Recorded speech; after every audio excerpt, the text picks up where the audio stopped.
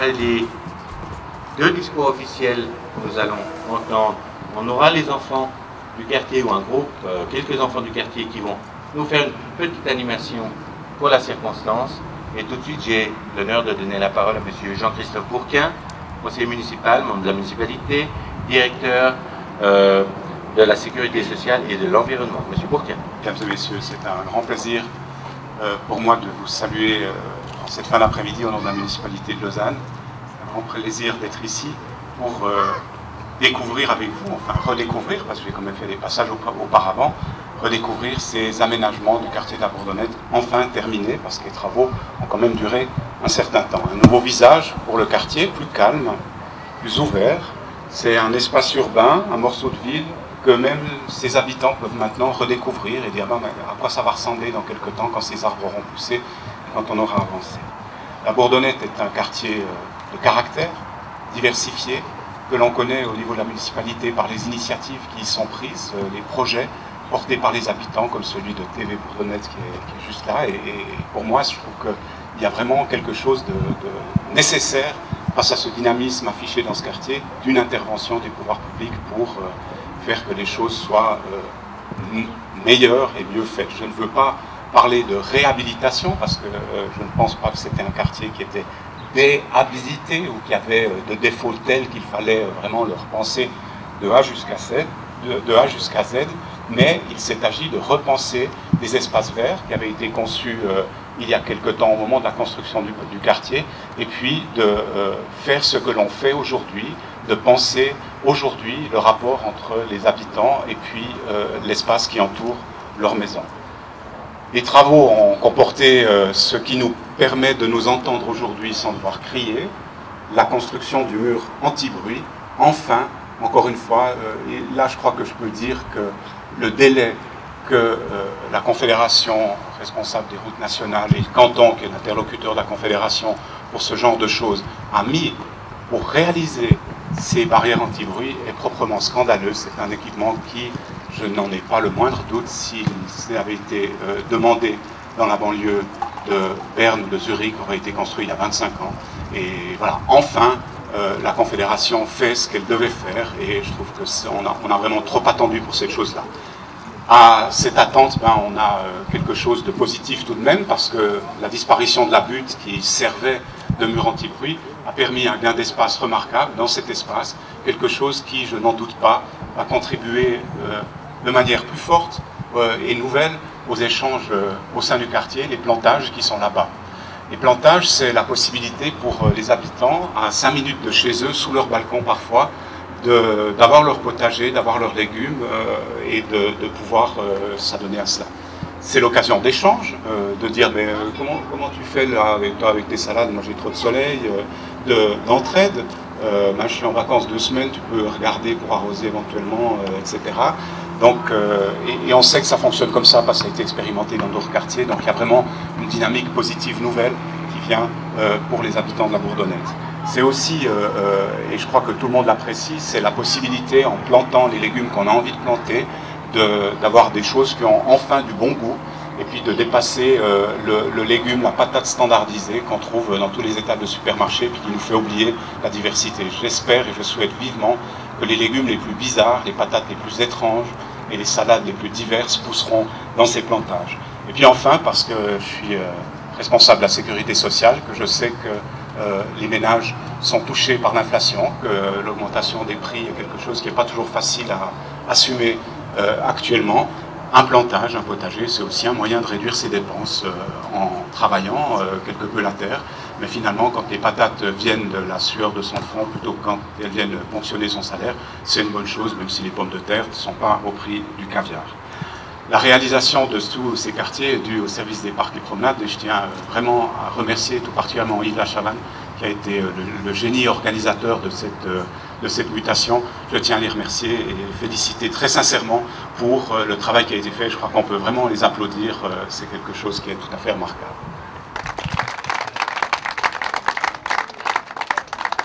Merci M. Bourquin. J'ai le plaisir maintenant de donner la parole au deuxième orateur de ce soir, M. Renato Morandi, qui est président, comme on l'a dit tout à l'heure, de la FLCL, la Fondation lausannoise pour la construction de logements. M. Morandi. Merci. Monsieur le municipal, monsieur le directeur de la FSCL, mesdames et messieurs, je crois que tout à l'heure, monsieur Bourquin a dit tout ce qui s'est passé pour cette réalisation. Il a déjà remercié beaucoup de monde. Alors, il me reste la mission, mais qui est très agréable, de vous souhaiter une bienvenue sur nos terres, je dirais comme ça, qui, vous voyez, sont toujours accueillantes, et nous essayons en tout cas de toujours rester à la pointe du progrès. Les immeubles sont bien conservés depuis des années, et puis chaque année, grâce à Parcs et Promenades, nous avons pu entretenir des aménagements extérieurs, et puis maintenant, naturellement, c'est en étape.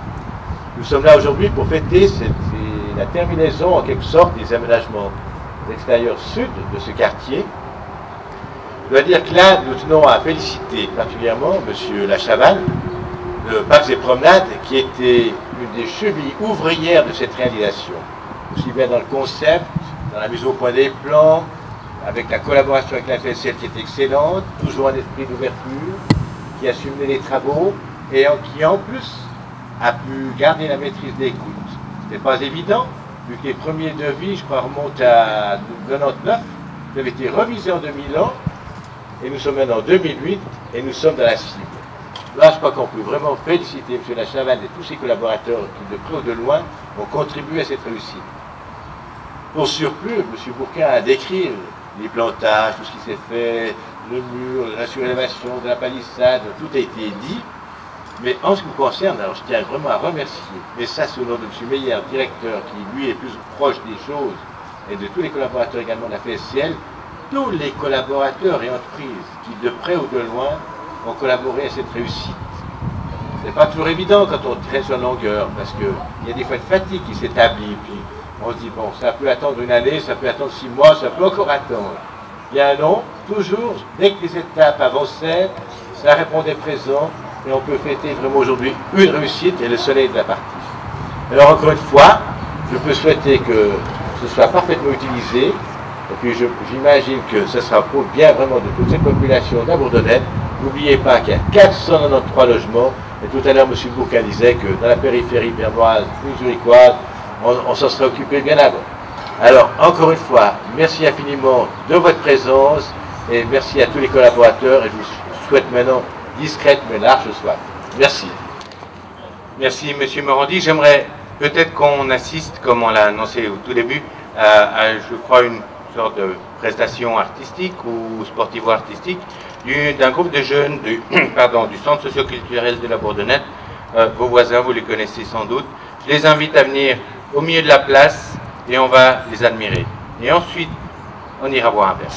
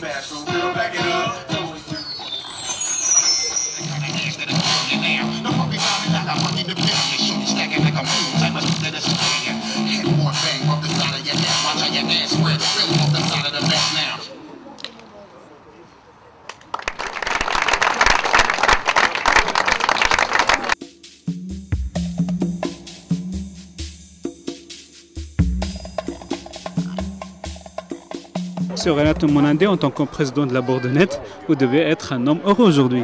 Tout à fait. Alors, je dois dire que chaque fois qu'il se fait une amélioration dans ce quartier, je dois dire que, comme président et l'ensemble du comité de la FSCL est content, surtout pour les habitants, parce que finalement, quand on travaille, tout ce que l'on fait, c'est essentiellement pour les habitants du quartier. Alors, on a toujours parlé de quartier de la Bourdonnette, M. Bourquin l'a soulevé aujourd'hui, un quartier un peu difficile. Vous avez toujours l'impression que c'est vraiment difficile? Alors personnellement, je connais quand même pas mal la politique lausannoise, la vie lausannoise. J'ai été 16 ans au conseil communal de cette ville, donc je connais quand même un peu ce qui se passe. Et je dois dire qu'il y a plus de 20 ans que je suis au comité et président de la Fondation lausannoise pour la construction de logement, donc la FLCL. Je dois dire qu'il est vrai, il y a par-ci par-là de temps en temps une anicroche, il peut y avoir quelques éléments qui dérangent, mais sur 493 logements, c'est une des plus grandes entités de logement dans cette ville. Et puis, des fois, il est arrivé plus de 50 nationalités d'habitants différents. Donc finalement, s'il y a de temps en temps un accrochage, et que c'est finalement relativement minime, ben, ça veut dire que c'est vraiment pas un miracle, ça veut dire que finalement que les gens s'entendent bien entre eux et qu'il fait bon vivre dans ces quartiers. Preuve en est, c'est qu'il y a bien d'autres quartiers, bien plus petits, qui n'ont pas les mêmes problèmes. C'est pour ça qu'ici, il y a l'espace, il y a la qualité de l'environnement, je pense la qualité également des gérants, fait qu'on y vit bien la Bourdonnette et que les cas soulevés par la presse souvent, c'est parce que la presse est toute contente de trouver des fois des éléments à soulever pour dire que ça ne va pas, mais finalement, c'est pour ça que vous avez vu en général ça sort le lendemain, puis que le surlendemain, il n'y a plus rien dans la presse. Parce que en général, c'est vraiment des pécadilles, hormis quelques exceptions. D'accord. Alors, vous avez fait pas mal d'aménagements pour améliorer la qualité de vie ici dans le quartier. Oui. À un moment donné, j'ai entendu des femmes qui disent qu'on a besoin d'une piscine ici. Est-ce que c'est une demande exagérée ou bien c'est quelque chose, c'est un rêve à réaliser? Alors, vous savez que le problème des piscines, c'est un problème qui est très coûteux. Excusez-moi, une piscine, une pharmacie, une droguerie et un grand supermarché. Alors, tout ça avait été demandé. À l'époque, le grand marché, on avait des nerfs. Et finalement, des nerfs, il y a des nerfs. Ce qui est pharmacie, il y a quelques années, nous avions approché déjà l'association des pharmaciens romans, vaudois, mais d'après l'étude qu'ils ont faite, le bassin de 500 logements, maintenant il y a quelques logements en plus en face, je veux bien, mais ça ne les intéressait pas et moi-même comme architecte, j'ai eu l'occasion de travailler pour un nouveau quartier où c'est la Bourdonnette, qui a aussi environ 450 logements. Là également, nous n'avons pas pu obtenir une pharmacie. Bien sûr que le confort des habitants serait l'idéal, mais je crois que là on n'y arrivera pas. En ce qui concerne une piscine, alors ça bien sûr c'est un équipement collectif, mais vous savez qu'une piscine, déjà il faut l'entretenir. Et c'est finalement pour quelques journées par année, bien sûr, c'est plus qu'un jour, c'est quand même 1 ou 2 mois par année, mais je crois que là, on n'arrivera pas à faire passer le message, parce que le but quand même, c'est de maintenir, de faire payer le prix coûtant. Vous savez qu'ici, à la Bourdonnette, les gens payent en fait le prix coûtant des logements. Même toute l'infrastructure administrative est réduite au minimum, ce qui veut dire qu'on ne peut pas charger, parce que dès que vous faites quelque chose, qu'on le veuille ou pas, cela doit se charger sur les appartements. Alors je crois que pour le moment c'est un rêve. Peut-être qu'un jour s'il y a des équipements sportifs dans le cadre de métamorphose, il y aurait des choses possibles, c'est de l'avenir, mais pour le moment je crois qu'on ne peut pas entrer en matière. Voilà un projet qui fait du bien à tout le monde. Oui, je crois que c'est vraiment une bonne chose ce quartier, avec des aménagements extérieurs qui sont repensés, qui sont pensés comme on les pense aujourd'hui, des circulations revues, des espaces élargis, des endroits où les gens peuvent aller. Je crois que tout le monde peut être que content de ce qui a été réalisé. Alors, avant, quand on parle de la Bourdonnette, c'est toujours faire référence à un quartier à problème. Aujourd'hui, vous avez refusé de parler de cette manière-là sur ce quartier-là. Est-ce qu'il est devenu un quartier exemple ? À mon avis, oui. En tout cas, depuis que je fais de la politique et que je suis à la municipalité, quand on parle de la Bourdonnette, on parle des initiatives qui sont prises par les habitants, de ce qui se fait, de ce qui se prépare de TV Bourdonnette. On parle du travail de l'association de quartier, on parle du travail du jardin d'enfants et du centre de loisirs de TV Bourdonnette. C'est toujours dans un sens positif, avec un quartier qui a su mobiliser ses habitants autour de projets qui sont constructifs et intéressants. Dès lors, pour moi, ce n'est pas un quartier à problème, c'est un des quartiers les plus vivants de Lausanne et je ne peux que m'en réjouir. Alors, donc c'est le quartier de la Bourdonnette, donc ça peut être un projet exportable. Voilà, et en tout cas, la municipalité souhaite que l'investissement des habitants du quartier, la vie telle qu'elle existe avec l'association de quartier, avec l'équipe de télévision, ces choses-là, que ça se passe dans notre quartier. On serait ravis qu'il y ait une vie aussi dynamique partout en ville. Une des choses qui, suite à ces transformations, est exportable et sera exportée, ce sont les plantages. Chacun peut avoir son potager chez soi. Et ça, la manière dont ça se passe ici, la manière dont les gens s'approprient le terrain qui est mis à leur disposition, les relations qui s'établissent, tout ça, c'est des expériences que l'on accumule et puis dont on se sert pour faire la même chose dans d'autres quartiers. En tout cas, alors, il y a un côté exemplaire, ça, tout à fait certain pour la municipalité. Alors, Monsieur Lachavanne, aujourd'hui c'était une journée historique pour vous, personnellement. Oui, personnellement c'est vrai parce que ça fait 10 ans que je travaille dans ce service. Au service des parcs et promenades et sur ce projet. Et c'est vrai que c'est la fin finalement d'une étape de vie, pour moi en tout cas, de vie professionnelle qui a été très très importante. Et c'est un vrai plaisir là d'inaugurer tous ces aménagements avec le monde qui est venu, avec le soleil et puis avec les projets qui ont été réalisés et qui visiblement plaisent aux habitants du quartier. C'est le bouquet final d'un travail qui a duré des années. Oui, un travail qui a duré 10 ans. 10 ans de labeur. Alors j'étais bien sûr pas seul, on était toute une équipe. J'ai reçu ce soir beaucoup de remerciements, mais ces remerciements j'ai envie de les partager avec toute l'équipe du bureau d'études auquel j'appartiens. Et il y a des dessinateurs, des techniciens, des surveillants de chantier, des architectes paysagistes qui ont collaboré à tout ce travail et qui, avec moi, ont rendu possible ce projet. Alors, c'était quoi votre projet au départ et quels sont les défis que vous avez dû relever? Alors, bon, le projet initial, ça a été le premier travail qu'on a eu à faire, ça a été de faire une réflexion globale à l'échelle du quartier, d'avoir une sorte de plan directeur pour améliorer, tenter de trouver des solutions pour améliorer les aménagements extérieurs du quartier. Et puis, il a fallu aussi deviser tous ces travaux et faire un plan de financement qu'on a dû faire ensuite valider par la FLCL et puis la ville, le service des parcs et promenades en particulier. Donc ça a été vraiment la toute première étape. Et ensuite, il y a eu les projets pour les différents secteurs du quartier. On s'est occupé de la place centrale, de la rue interne, des places de jeu. Et puis pour finir, alors effectivement, bouquet final, la dernière grande étape, c'est celle au sud-ouest du quartier, en lien avec la phare anti-pluie, et qui nous a permis de réaliser tous ces aménagements, les plantages, les places de jeu, le terrain multijeu, enfin voilà.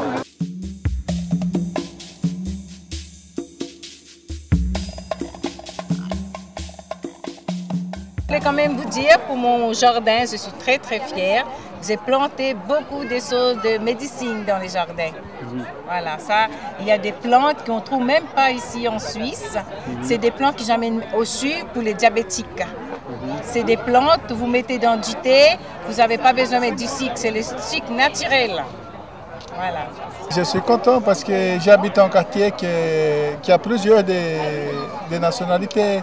Il y a différentes cultures, il y a beaucoup d'étrangers comme moi aussi, mais je pense que ça va bien. Alors avec l'inauguration de terrain, ça signifie quoi pour vous? Oui, c'est pour les enfants jouer, je pense que c'est très très très bien, parce que les enfants c'est bien pour jouer et tout ensemble, mais dans les quartiers. Nous, on regarde sur les balcons. C'est plus important, c'est parce que nous, on savait toujours où est les enfants.